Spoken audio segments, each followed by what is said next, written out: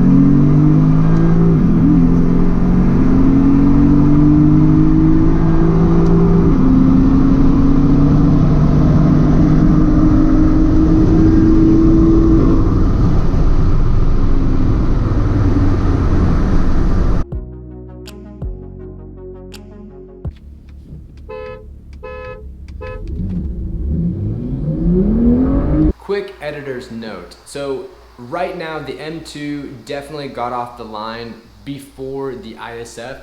So what I actually did is I waited in between the 1-2 shift to kind of let the ISF come back a little bit, and then I got back on the gas. So let's finish this race.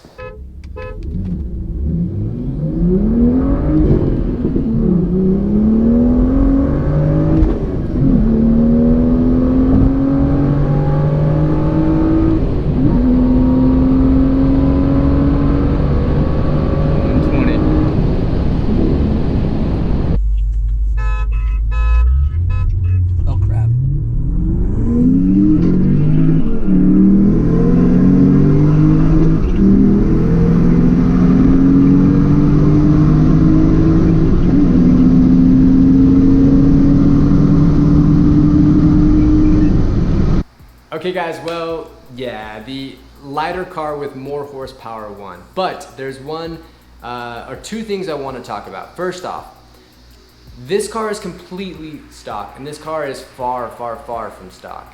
The Lexus ISF, it's known for having crappy exhaust manifolds, and so those have to be replaced around now when the car has like 100,000 miles. So I will be replacing mine, but I'm going to be replacing them with actual long tube headers. This car, without a tune, just the long tube headers, makes about 35 to 40 wheel horsepower more. Guys, if this ISF had 30 to 40 wheel horsepower more, I really don't think that the M2 could have caught it on those standing starts. And the rolling races would be extremely interesting. Let's talk about those. So first off, you might have noticed that the first rolling race was an absolute spanking from this, the BMW M2 on the ISF. I want to talk about why. So first off, I was in this car, I was in the M2, and I was doing the honking. So what I wanted to do was start around 4,000 RPM. Like I mentioned earlier, the M2 makes about 500 foot-pounds of torque, whereas the Lexus makes about 370 or 360, not very much. So what I did is, we both started in second gear. I got down low at about 4,000 RPM, which can still ride a lot of the torque that this car makes.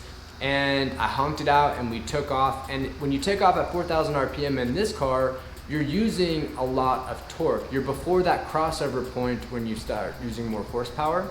So we start that race at 4,000 RPM in the BMW and in this car. So right off the get-go, you see the BMW lurch out. And that's just because it makes so much more torque. It rides that wave all the way up each gear, and you never see the poor Lexus again. All right, let's flip the script real quick. Now we're gonna talk about the second roll race. And this one, it was very different. And that's because I actually had the Lexus start off in its preferable, I guess, RPM range. It started at like 5,000 RPM. Both of these cars kind of hit redline at 7,000 RPM. But something very important for you guys to know, if you don't already, is there's a point that people talk about mostly on dyno graphs, but it's really important when you're doing roll racing. It's called the crossover point. This car makes no torque compared to the M2, but they really make pretty similar horsepower. This makes 420, that makes 440, 450, something like that. So the horsepower difference isn't that much. It's like 20 or 30.